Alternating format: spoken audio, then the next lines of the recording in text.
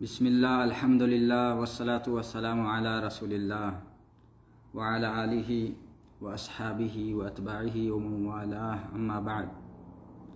محترم مشاہدین کرام، دینی میلی بھائیوں، بزرگوں، دوستوں اور اسلامی ماں اور بہنوں، السلام علیکم ورحمۃ اللہ وبرکاتہ۔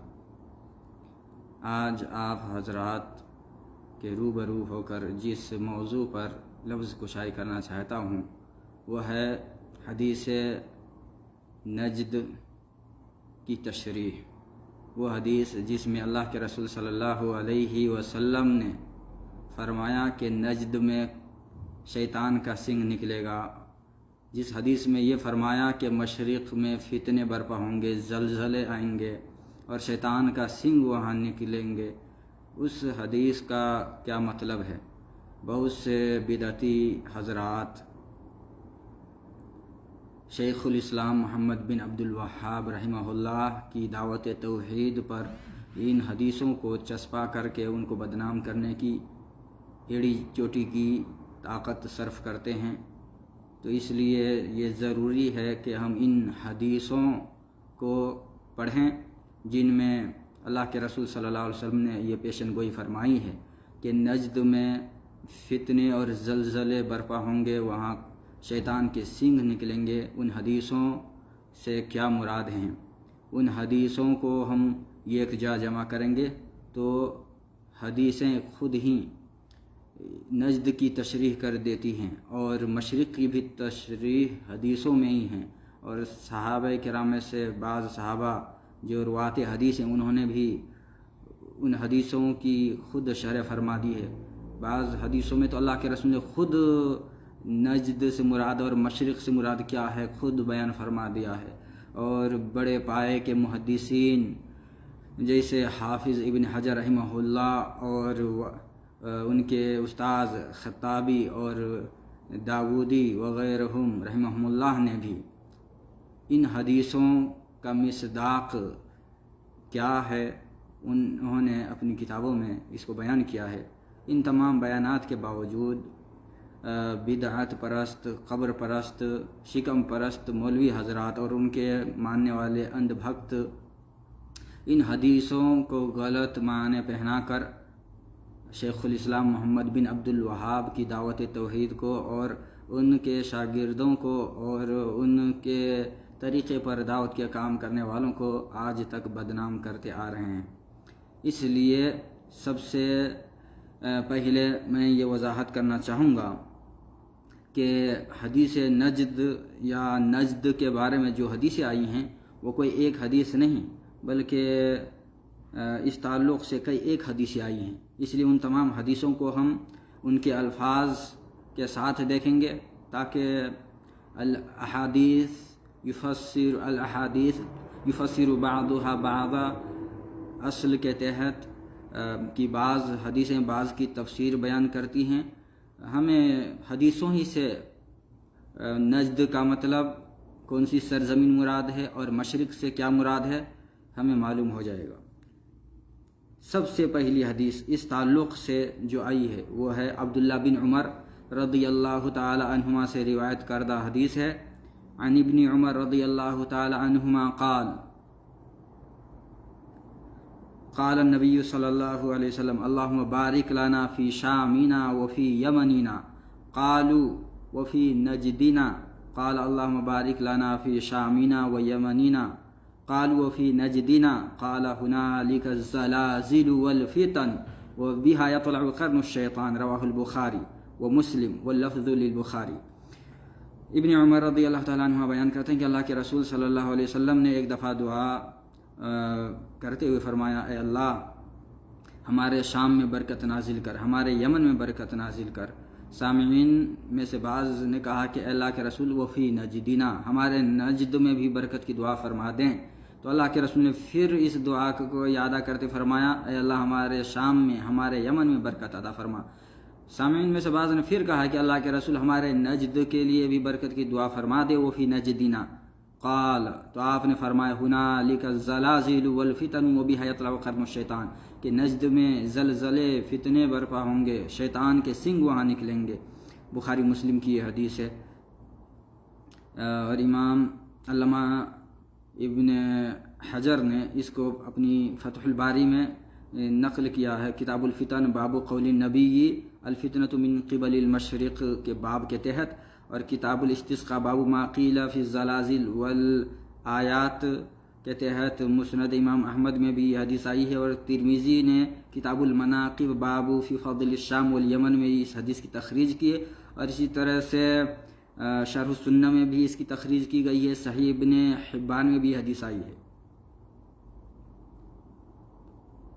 دوسری روایت عبداللہ بن عمر رضی اللہ تعالی عنہما ہی سے آئی ہے کہ اللہ کے رسول صلی اللہ علیہ وسلم نے ایک دفعہ فرمایا، اللہم بارک لنا فی مکتنا، اللہم بارک لنا فی مدینتنا، اللہم بارک لنا فی شامنا، وبارک لنا فی صاعنا، وبارک لنا فی مدنا۔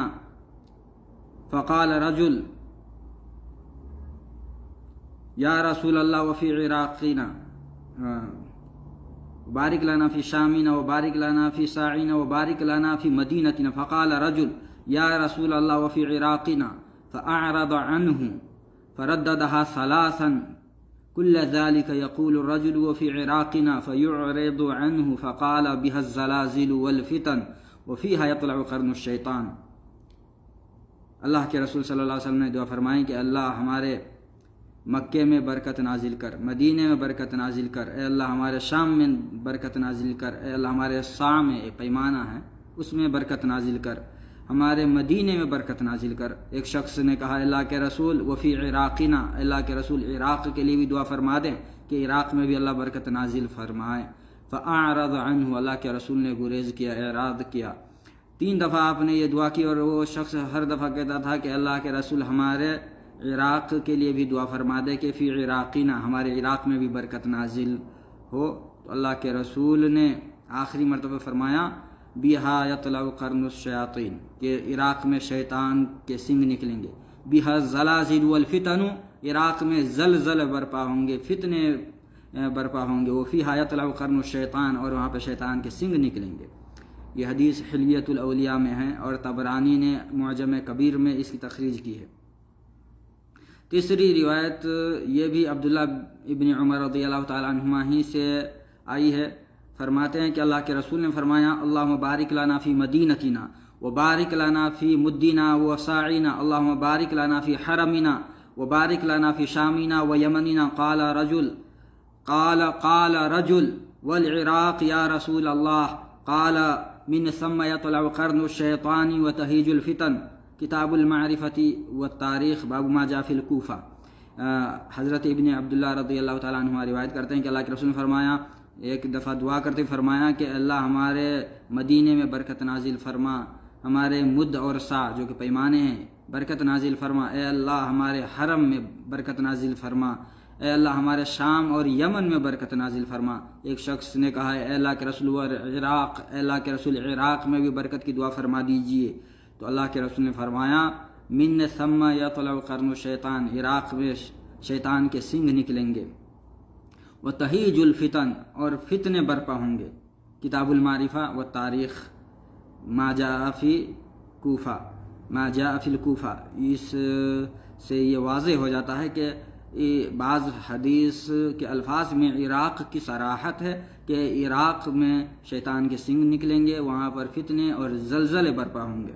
چوتھی حدیث یہ بھی عبداللہ بن عمر رضی اللہ تعالیٰ عنہ سے آئی ہے، اور اس کے الفاظ بھی کچھ اس طرح ہیں اللہم بارک لنا فی مدینتنا ومدنا وصاعنا ویمننا وشامنا۔ فقال رجل یا رسول اللہ وفی عراقنا، فقال النبی صلی اللہ علیہ وسلم اللہم بارک لنا فی مدینتنا ومدنا وصاعنا ویمننا وشامنا۔ فقال رجل یا رسول اللہ وفی عراقنا، فقال النبی صلی اللہ علیہ وسلم اللہم بارک لنا فی مدینتنا ومدنا وصاعنا ویمننا وشامنا۔ فقال رجل یا رسول اللہ وفی عراقنا، فقال النبی صلی اللہ علیہ وسلم منها الزلازل والفتن ومنها يطلع قرن الشیطان، کتاب المعرفہ والتاریخ باب ما جاء فی الکوفہ۔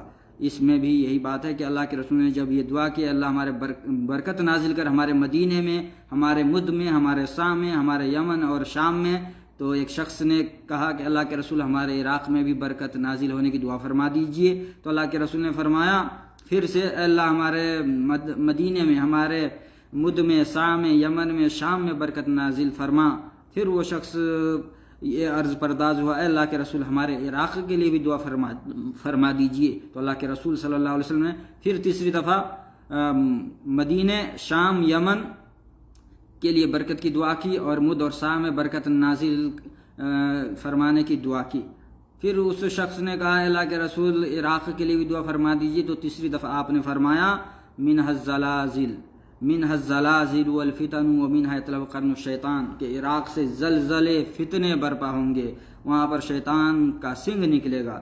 تو یہ بھی کتاب المعرفہ و تاریخ باب ما جاء فی الکوفہ میں یہ روایت آئی ہے۔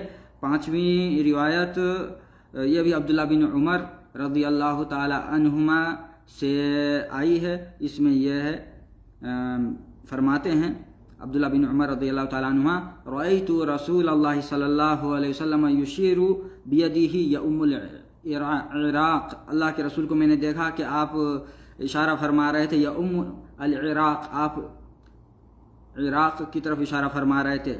ان الفتنۃ ہا ہنا ثلاث مرات من حیث یطلع قرن الشیطان، مسند امام احمد جلد 2 صفحہ 143۔ اس میں یہ وضاحت ہے کہ عبداللہ بن عمر رضی اللہ تعالیٰ عنہ فرماتے ہیں کہ میں نے اللہ کے رسول صلی اللہ علیہ وسلم کو اپنے ہاتھ سے اشارہ کرتے ہوئے دیکھا، اپنے ہاتھ سے اشارہ کرتے ہوئے دیکھا۔ آپ یوم العراق، عراق کی طرف اشارہ کر رہے تھے۔ آپ نے اشارہ کرتے ہوئے فرمایا خبردار ہو جاؤ، ان الفتنۃ ہا ہنا، فتنے یہاں سے برپا ہوں گے عراق سے۔ ان الفتنۃ ہا ہنا، خبردار، ہوشیار، فتنے عراق سے برپا ہوں گے۔ ثلاث مرات، آپ نے 3 دفعہ یہ بات فرمائی۔ پھر آپ نے فرمایا من حیث یطلع قرن الشیطان، یہاں سے شیطان کا سنگ نکلے گا۔ اس میں ایک دم صراحت کے ساتھ اللہ کے رسول نے بیان کیا ہے کہ شیطان کا سنگ جہاں سے نکلے گا، جہاں فتنے برپا ہوں گے، جہاں سے زلزلے اور فتنے سر اٹھائیں گے، وہ عراق کی سرزمین ہے۔ اور عراق کی سرزمین ہی میں ایک علاقہ ہے بادیۃ العراق، اسی کو نجد کہا جاتا ہے۔ تو نجد کے الفاظ جن حدیث میں آئے ہیں ان کا بھی یہی مقصود ہے کہ نجد العراق یا بادیۃ العراق مراد ہے، جہاں پر شیطان کے سنگ نکلیں گے، فتنے اور زلزلے سر اٹھائیں گے، اور وہاں پر طرح طرح کے باطل افکار کی پیدائش ہوگی، اور وہاں پہ طرح طرح کے گمراہ کرنے والے ائمہ اور گمراہ کن اور گمراہ فرقے پیدا ہوں گے۔ اور تاریخ شاہد ہے اس بات پر کہ جس قدر عراق میں گمراہ ائمہ اور گمراہ کن ائمہ پیدا ہوئے، اور جس قدر گمراہ فرقے عراق میں پیدا ہوئے، دنیا میں کہیں نہیں پیدا ہوا۔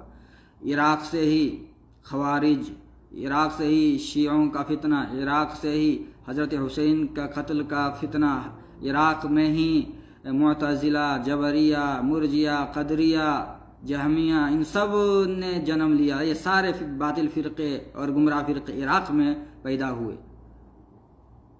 5ویں روایت جو ابھی میں نے پیش کی ہے یہ مسند امام احمد کی ہے۔ تو مسند امام احمد میں اس کی صراحت ہے کہ جہاں پر فتنے اور زلزلے سر اٹھائیں گے، جہاں سے شیطان کا سنگ نکلے گا، وہ سرزمین عراق ہے۔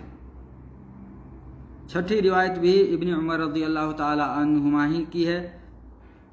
فرماتے ہیں ایک دن اللہ کے رسول صلی اللہ علیہ وسلم نے نماز فجر پڑھا کر کے صحابہ کرام کی طرف متوجہ ہو کر کے فرمایا اللہم بارک لنا فی مدینتنا وبارک لنا فی مدنا وساعنا، اللہم بارک لنا فی حرمنا وبارک لنا فی شامنا ویمننا، فقال رجل والعراق یا رسول اللہ، فسكت ثم أعاد فقال اللهم بارك لنا في مدينتنا وبارك لنا في مدنا وساعنا، اللهم بارك لنا في حرمنا وبارك لنا في شامنا ويمننا، قال رجل والعراق يا رسول الله، قال فسكت ثم أعاد فقال اللهم بارك لنا في مدينتنا وبارك لنا في مدنا وسعنا اللهم بارك لنا في حرمنا وبارك لنا في شامنا ويمننا. قال رجل والعراق يا رسول الله؟ قال من ثم يطلب قرن الشيطان وتهج الفتن. المعجم الأوسط للطبراني ومجمع الزوائد. معجم اوسط کی یہ روایت اور مجمع الزوائد کی روایت ہے، اور اس کے راوی بھی عبداللہ بن عمر رضی اللہ تعالیٰ عنہما ہیں. ان کا بیان ہے کہ اللہ کے رسول نے ایک دن فجر کی نماز پڑھائی، ممبر پہ تشریف فرما ہو کر کے خطاب فرمایا، اور آپ نے مکہ، مدینہ، شام، یمن، مد اور سا میں برکت کی دعا کی. ایک شخص نے کھڑے ہو کر کے عراق کے لیے بھی برکت کی دعا کی درخواست کی. 3 دفعہ آپ نے اس کی بات سے اعراض کیا، اور 3 دفعہ آپ نے شام، یمن، مدینہ، مکہ کے لیے دعا کی. مد اور سا جو پیمانے اس میں برکت کی دعا کی، لیکن عراق کے لیے آپ نے دعا نہیں کی، بلکہ آپ نے یہ فرمایا کہ عراق سے فتنے سر اٹھائیں گے، عراق میں زلزلے برپا ہوں گے، عراق سے شیطان کا سنگ نکلے گا. تو اس سے بھی واضح ہے کہ نجد سے مراد عراق ہے، اور مشرق سے مراد بھی عراق ہے. جو مدینے میں ہوتا ہے تو مدینے سے مشرق میں بہت سارے ملک پڑتے ہیں اور بہت سارے علاقے پڑتے ہیں. ان میں سے عراق بھی، بادیۃ العراق بھی مشرق میں پڑتا ہے، اور یہ وضاحت بعد میں آ رہی ہے، دیگر روایتوں میں اس کی وضاحت ہے، اور ائمہ حدیثوں نے بھی اس کی وضاحت کی ہے. تو اس لیے اب ہم آگے بڑھتے ہیں. اگلی روایت بھی یہ سالم بن عبداللہ رضی اللہ تعالی عنہما سے ہے. سالم بن عبداللہ بن عمر یہ فرماتے ہیں، یہ جب یہ عراق میں تھے تو عراق والوں سے خطاب فرمایا، یا اہل العراق ما اسألکم عن الصغیرۃ وارکبکم الکبیرہ. یا اہل العراق ما اسألکم عن الصغیرہ وارکبکم للکبیرہ. اے اہل عراق، تم چھوٹے گناہوں کے بارے میں کتنے سوالات کرتے ہو کہ مکھی مارنے کا کیا حکم ہے، مچھر کے مارنے کا کیا حکم ہے. معمولی تم سوالات، چھوٹے چھوٹے گناہوں کے بارے میں خوب سوالات کرتے ہو، جبکہ تم بڑے بڑے گناہ کرنے میں بہت ہی جری ہو اور نڈر ہو، بڑے بڑے گناہ کرتے ہو. مکھی اور مچھر مارنے کے بارے میں پوچھتے ہو کہ اس کا کیا حکم ہے، جبکہ تم نے نواسے رسول حضرت حسین کو قتل کر دیا. سمعت ابی عبداللہ بن عمر یقول، میں نے اپنے والد محترم عبداللہ بن عمر کو فرماتے ہوئے سنا.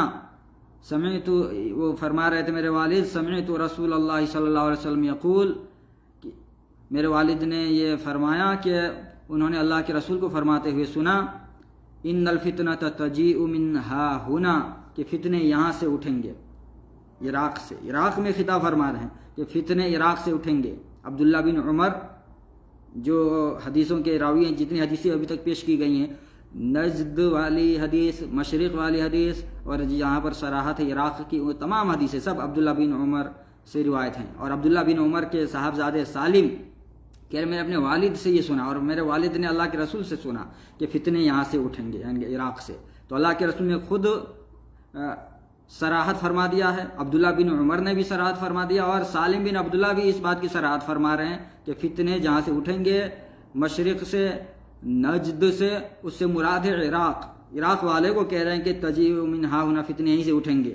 وَأَوْمَا بِيَدِهِ نَحْوَ الْمَشْرِقِ، اور اللہ کے رسول نے مشرق کی طرف اشارہ فرمایا تھا، اور مشرق سے مراد عراق ہو گیا، کیونکہ سالم بن عبداللہ یہ بات عراقیوں کو خطاب کر کے فرما رہے ہیں کہ اللہ کے رسول نے ایسا فرمایا ہے، اور مشرق کی طرف اشارہ کر کے فرمایا تھا. تو اس سے بھی یہ واضح ہو جاتا ہے کہ مشرق سے مراد بھی عراق ہے. من حیث یطلع قرن الشیطان، اللہ کے رسول نے فرمایا تھا کہ مشرق سے شیطان کے سنگ نکلیں گے اور فتنے برپا ہوں گے. تو اب اس سے واضح اور کیا بات ہو سکتی ہے، اور اس سے مضبوط کس کی بات ہو سکتی ہے، اس سے مضبوط اور کیا دلیل ہو سکتی ہے؟ اس دلیل سے زیادہ مضبوط اور کون سی دلیل ہو سکتی ہے کہ اللہ کے رسول نے خود یہ صراحت فرما دیا ہے کہ جہاں سے فتنے برپا ہوں گے، جہاں پر زلزلے برپا ہوں گے، جہاں شیطان کے سنگ نکلیں گے، اس سے مراد مشرق ہے اور مشرق سے مراد عراق ہے۔ اور اس کی وضاحت راوی حدیث صحابی رسول حضرت عبداللہ بن عمر، جنہوں نے اللہ کے رسول سے یہ حدیثیں بیان کی، انہوں نے بھی بیان اس کی صراحت کر دی ہے، اور ان کے بیٹے سالم نے عراق میں جا کر کے اہل عراق سے خطاب فرما کر کے ان لوگوں کے سامنے یہ ساری باتیں بیان کر دی کہ تم لوگ کس قدر گناہ گار، بڑے بڑے گناہ کرنے میں جری ہو، بڑے بڑے گناہ کرتے ہوئے نہیں ڈرتے ہو، اور چھوٹے چھوٹے گناہوں کے بارے میں سوال کرتے ہو کہ چھوٹے گناہ یہ کر لے تو اس کا کیا حکم ہے، یہ کر لے تو اس کا کیا حکم ہے، جبکہ میں نے اپنے والد کو سنا، میرے والد نے اللہ کے رسول کو فرماتے ہوئے سنا تھا کہ فتنے یہیں سے اٹھیں گے اور یہیں سے شیطان کے سنگ نکلیں گے، اور اللہ کے رسول نے مشرق کی طرف اشارہ کرتے ہوئے فرمایا تھا۔ تو واضح ہو گیا کہ مشرق سے مراد اور نجد سے مراد اور عراقی ہے، اور جیسا کہ بعض روایتوں میں صراحت ہے عراق کی، تو اب اس سے بڑھ کر کے کوئی دلیل نہیں ہو سکتی، اس لیے آپ کسی کی باتوں پر کان نہ دھریں۔ اگر کوئی یہ کہے کہ نجد میں شیطان کے سنگ نکلنے اور فتنے اٹھنے کی جو بات کہی گئی، اس سے مراد نجد الیمامہ جو کہ ریاض کا علاقہ ہے وہ ہے، اور اس سے مراد محمد بن عبد الوہاب رحمہ اللہ اور ان کی دعوت ہے اور ان کے ماننے والے لوگ ہیں، یہ اگر کوئی کہتا ہے تو اس کی بات پر آپ بالکل یقین نہ کریں، یہ یاوا گوئی ہے، بکواس ہے، یہ حدیثوں کے خلاف بات ہے، خلاف واقعہ، خلاف تاریخ اور خلاف علم ہے، اور علم، ایمان اور امانت کے خلاف بات ہے اور تحقیق کے خلاف بات ہے۔ تو اہل عراق سے جب سالم بن عبداللہ بن عمر نے یہ خطاب فرمایا تو اس سے یہ اس حدیث سے واضح ہو گیا کہ نجد سے مراد اور مشرق سے مراد عراقی ہے۔ یہ جو ابھی میں نے روایت پیش کی ہے یہ صحیح مسلم میں کتاب الفتن باب الفتنۃ من المشرق من حیث یطلع قرن الشیطان کے تحت امام مسلم نے صحیح مسلم میں اس کی تخریج کی ہے۔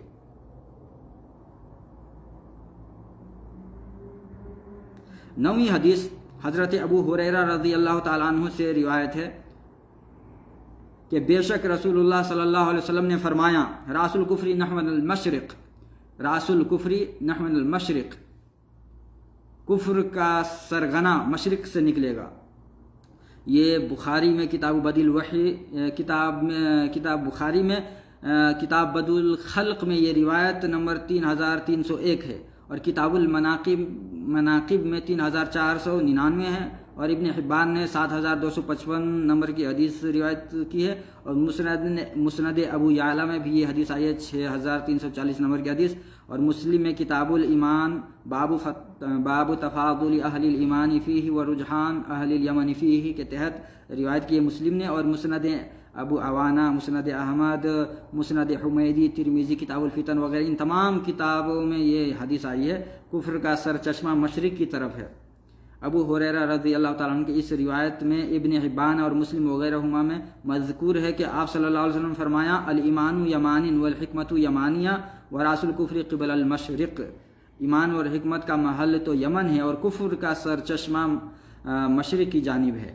جابر بن عبداللہ، یہ 10ویں نمبر کی حدیث ہے، جابر بن عبداللہ کی روایت کردہ حدیث ہے، فرماتے ہیں کہ میں نے اللہ کے رسول صلی اللہ علیہ وسلم کو فرماتے ہوئے سنا، غلظ القلوب والجفاء فی المشرق والایمان فی اہل الحجاز، کہ دل کی سختی اور جفا اہل مشرق میں ہیں اور نرم دل اہل یمن والوں میں ہیں۔ صحیح مسلم کتاب الایمان، صحیح ابن حبان اور شرح السنن یہ حدیث آئی ہے۔ ان تمام حدیثوں میں مشرق والوں کی مذمت اللہ کے رسول نے بیان کی ہے، اور اس سے پہلے یہ بات گزر چکی ہے کہ مشرق سے مراد عراق ہے، جیسے کہ سالم بن عبداللہ نے عراق میں جا کر کے یہ وضاحت کی ہے، ان لوگوں کے سامنے خطاب فرمایا ہے، تو مشرق سے مراد عراق ہی ہے۔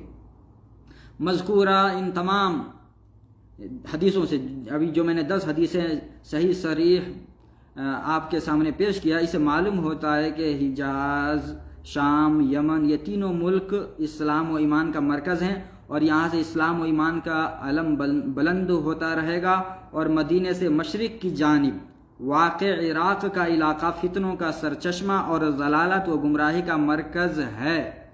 یہاں سے بہت سے فتنوں نے جنم لیا، یہاں خیر کم اور شر زیادہ ہے۔ آپ صلی اللہ علیہ وسلم نے یمن و شام کے لیے خصوصی برکت کی دعا فرمائی، اس لیے کہ مکہ مکرمہ جو آپ صلی اللہ علیہ وسلم کا پیدائشی اور آبائی علاقہ ہے یہ یمن کا شہر تھا، اور مدینہ منورہ جہاں آپ صلی اللہ علیہ وسلم کی وفات ہوئی اور وہ آپ صلی اللہ علیہ وسلم کا مسکن و مدفن بنا شام کا شہر تھا۔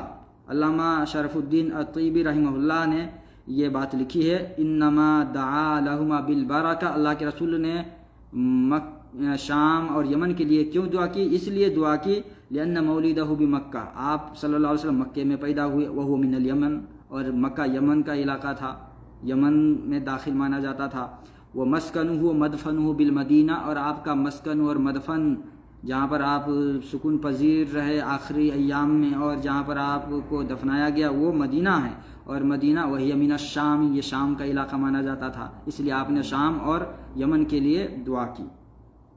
شرح الطیبی علی مشکات المصابیح میں یہ بات علامہ طیبی نے نقل کی ہے۔ اسی طرح سے شارح حدیث علامہ اشرف رحمۃ اللہ علیہ نے بھی یہی بات ذکر کی ہے، آپ مرقۃ المفاتیح ملا علی قاری کی دیکھ سکتے ہیں۔ معلوم ہوا کہ حجاز مقدس کی سرزمین کے لیے آپ صلی اللہ علیہ وسلم نے برکت کی دعا فرمائی، اور وہ نجد جس کے لیے آپ نے دعا نہیں کی وہ عراق کا علاقہ ہے، جیسا کہ اوپر ذکر کردہ احادیث صحیحہ میں تصریح ہے۔ عرب کے اندر نجد نام کے بہت سے علاقے ہیں، اور ہر ایک نجد کے لیے آپ صلی اللہ علیہ وسلم نے خبر نہیں دی ہے کہ وہاں سے زلزلے اور فتنے رونما ہوں گے، بلکہ خاص عراق کے بارے میں فرمایا وہاں سے زلزلے اور فتنے جنم لیں گے، اس لیے حدیث نجد کا مصداق اصل عراق ہے نہ کہ اہل حجاز۔ آئیے پہلے نجد کا معنی و مفہوم سمجھ لیں کہ لغت عرب میں نجد کسے کہتے ہیں، پھر دیکھیں گے کہ عرب میں نجد نام کے کتنے علاقے ہیں۔ نجد کا معنی، نجد کا لغوی معنی نجد مصدر ہے جس کا معنی بلندی و رفعت ہے، گویا ہر اونچی و بلند چیز کو عربی میں نجد کہا جاتا ہے۔ علامہ مجدد الدین فیروز آبادی رحمۃ اللہ علیہ رقم تراز ہیں، النجد مرتفع، النجد ما اشرف من الارض، کہ بلند زمین کو نجد کہا جاتا ہے۔ الطریق الواضح المرتفع وما خالفہ الغواری، اور اسی طرح سے واضح اور بلند راستے کو نجد کہا جاتا ہے، اور اس کے برخلاف کو جو پست اس کو عربی میں غواری کہتے ہیں۔ وما خالف الغواری تہامہ، اور جو نجد کے برخلاف ہو اس کو غواری کہتے ہیں، اور تہامہ اعلیٰ تہامہ والیمن واسفلہ العراق والشام واولہ من جہت الحجاز ذات العرق، نجد بلند زمین کو کہتے ہیں، یعنی بلند اور واضح راستہ جو غور و نشیب یعنی تہامہ کے بالمقابل ہے اس سے نجد کہا جاتا ہے۔ وہ تمام اونچی زمین والا علاقہ جو تہامہ اور یمن سے شروع ہوتا ہے اور عراق اور شام تک پھیلا ہوا ہے، حجاز کی جانب سے اس کی ابتدا ذات عرق مقام سے ہوتی ہے، اور ذات عرق اہل عراق کا میقات ہے جہاں سے وہ احرام باندھتے ہیں۔ علامہ ابن منظور افریقی لکھتے ہیں، النجد من الارض قفافها وصلابتها وما غلظ منها واشرف وارتفع واستوى۔ لسان العرب میں یہ بات ہے کہ نجد زمین کا وہ حصہ جو بلند و بالا و مضبوط و گاڑھا اور اونچی پر واقع ہو اس کو نجد کہا جاتا ہے۔ مزید فرماتے ہیں وہ مرتفع عن تہامہ الى ارض العراق فهو نجد، کہ تہامہ سے ارض عراق کی زمین تک جو بلند زمین ہے وہ نجد ہے۔ لسان العرب میں یہ بات آئی ہے۔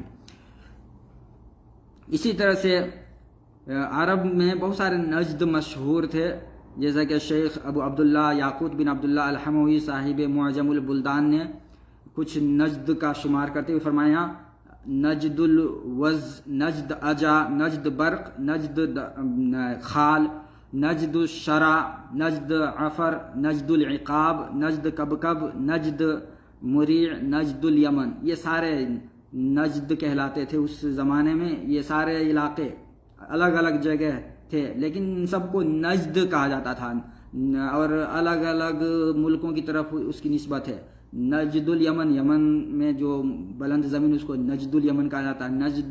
نجد العراق، جو عراق کا بلند بالا سرزمین ہے وہ نجد العراق کہلاتا ہے۔ تو معجم البلدان میں اس طرح سے کئی سارے 10 میں نے یہاں پر گنوائے تو 10 نجد کا ذکر کیا ہے۔ معلوم ہوا کہ عرب کی سرزمین میں نجد نام کے بہت سے علاقے ہیں، اور اصل میں ہر بلند اور بالا زمین کو نجد کہا جاتا ہے، اور مختلف بلند و بالا علاقوں کو نجد کہا گیا ہے۔ اب سوال یہ ہے کہ یہ تمام نجد زلزلوں اور فتنوں کی آماج گاہ ہیں، یا کوئی خاص نجد جہاں سے فتنے اور شیطان کا سنگ رونما ہوگا یا ہوا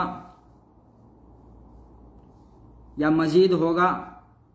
تو اوپر درج کردہ تمام یہ احادیث صحیحہ ان میں اس بات کی وضاحت موجود ہے کہ فتنوں کی آماج گاہ اور فسادیوں کا مسکن نجد عراق ہے، اور تاریخ عالم اس بات پر گواہ ہے کہ جتنے فتنے اور جتنے باطل فرقے اور مفسدہ پرداز بالخصوص کوفہ و بصرہ سے رونما ہوئے ہیں اتنے کسی اور جگہ سے نہیں ہوئے۔ اور شیخ محمد بن عبد الوہاب رحمہ اللہ کا تعلق نجد عراق سے نہیں بلکہ نجد یمن سے ہے، جس کے لیے اللہ کے رسول صلی اللہ علیہ وسلم نے برکت کی دعا فرمائی ہے۔ لہٰذا معترضین کا حدیث نجد کو شیخ پر فٹ کرنا علم حدیث و تاریخ و جغرافیہ عرب سے ناواقفیت کا نتیجہ ہے، اور یہ سب کچھ وہ اپنی بدعات اور رسم و رواج اور شرک جیسے گھناؤنے عمل پر پردہ ڈالنے کے لیے کرتے ہیں۔